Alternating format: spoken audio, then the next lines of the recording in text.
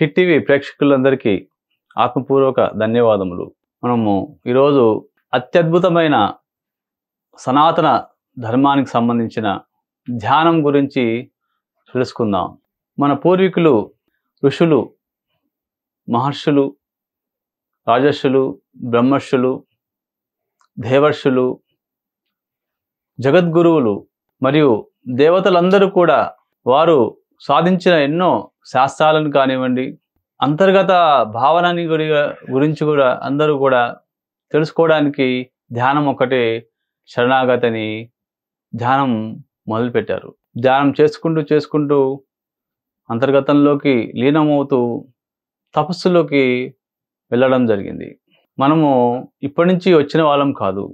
కొన్ని కోటాను కోట్ల సంవత్సరాల నుంచి ఈ భూమండలంలో మనము ఆత్మలుగా వచ్చిన ఈ యొక్క శరీర ధారులమై మనందరం కూడా ఎన్నో రకాలైనటువంటి కార్యక్రమాలు చేపడుతున్నాము. ఇన్ని కోటాను కోట్ల ఆత్మలున్న జనాభా ఈ భూమండలంలో ప్రతి ఒక్కరు కూడా వారి వారి యొక్క సంకల్పం నెరవేర్చుకోవడానికి మరియు అదే విధంగా జన్మను సార్థకత చేసుకోవడానికి ఈ భూమండలం మీద ఆత్మీయులై శరీరధారులై ఎన్నో పరిశోధన చేయడానికి వచ్చిన ఆత్మలందరికీ కూడా ధన్యవాదములు. నా పేరు మోతుకూరి ఉపేందర్రావు, ఖమ్మం వాస్తవ్యులు. చిన్నప్పటి నుంచి నాకు 10వ ఏట నుంచి ఈ ఆధ్యాత్మిక మార్గంలో, సనాతన మార్గంలో అడుగు పెట్టడం జరిగింది. మనకి ఈ యొక్క సనాతన ధర్మం గురించి తెలుసుకోవాలన్న జిజ్ఞాస నాకు అప్పటి నుంచి మొదలైంది. చిన్నప్పటి నుంచి అంటే చిన్నప్పటి నుంచి మొదలైందంటే దాని వెనకాల గత జన్మలో ఎంతో సాధన సంస్కారం, గురువుల సంస్కారం ఉండబట్టే నేను చిన్నప్పుడే ధ్యానంలోకి రావడం జరిగింది. అప్పటి నుంచి ఎన్నో ఆధ్యాత్మిక సంస్థలు, యోగ సంస్థలు, ధ్యాన సంస్థలు, హిమాలయాలకు వెళ్ళడం, అక్కడ అందరు గురువులను కలవడం, దాని తర్వాత ఇక్కడ ఉన్న హైదరాబాద్లో కానీ చుట్టుపక్కల ప్రాంతాల్లో ఎన్నో ఆశ్రమాలను దర్శించడం, అక్కడ ఉన్న గురువులందరినీ కలిసి నేనెవరిని తెలుసుకోవడం గురించి ప్రతి ఒక్కరిని కలిశాను. అలా దాదాపు 30 సంవత్సరాలు ప్రాపంచిక విషయంలో ఉంటూ నేను పోస్ట్ గ్రాడ్యుయేషన్ చేశాను. తర్వాత కొన్ని కంపెనీలు వర్క్ చేశాను. స్వతహాగా ఒక స్టార్టప్ కంపెనీ, చిన్న కంపెనీ పెట్టడం జరిగింది. దాని నుంచి ఎన్నో అనుభవాలు తెలుసుకున్నాను. పారిశ్రామికవేత్తలను కలవడం, పరిశ్రమలకు వెళ్ళడం, ఇప్పుడు ఉన్న ప్రతి ఒక్క టెక్నాలజీ గురించి తెలుసుకోవడం, అవన్నీ కూడా నేను ప్రాపంచిక జ్ఞానంలో నేను తెలుసుకోవడం సంపూర్ణంగా తెలుసుకున్నాను.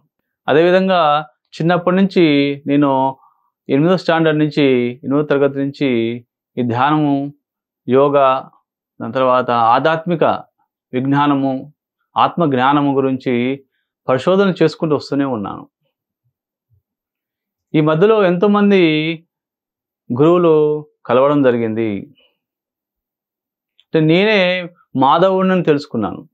మానవుడి నుంచి మాధవుడు అయ్యాం. అందరం అనుకుంటాం మానవ సేవయే మాధవ సేవ అని. మానవ సేవ చేసిన తర్వాత మాధవ సేవని అందరూ ప్రతి ఒక్కరు అనుకుంటారు.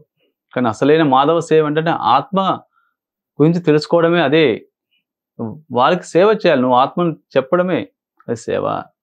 నువ్వు ఆత్మ ఈ భూమండలం మీదకి వచ్చి శరీరం నుంచి మళ్ళీ మనసు నుంచి, బుద్ధి నుంచి, చిత్తం నుంచి, అహంకారం నుంచి ఆత్మకు చేరుకోవడానికి ఎన్ని మెట్లు ఎక్కాలని ప్రతి ఒక్కరికి మనము సేవ అయి నువ్వు మాధవుడు అని ఆత్మని తెలియజేయడమే మాధవ సేవ. అదే అత్యున్నతమైన సేవ అంటారు. అదే అత్యున్నతమైన దానం అంటారు. అదే ఆత్మకు సంబంధించిన దానము, ఆత్మదానము అంటారు. మనము ఎన్నో రకాల దానాలు తెలుసు మనకి. గోదానం అని, భూదానం అని, వస్తుదానం అని, అన్నదానం అని, తర్వాత కన్యాదానం అని, ఇలా ఎన్నో దానాల గురించి మనకు తెలిసిన విషయాలే. కానీ ఆత్మజ్ఞాన దానం అనేది ఆత్మజ్ఞానంలో నిష్ణాతులైన వారు, ధ్యాన సాధనలో నిష్ణాతులైన వారు ప్రపంచానికి తెలియజేసి, ప్రపంచానికి పంచి వెళ్ళిన మహా గురువులందరికీ ఆత్మపూర్వక ధన్యవాదములు.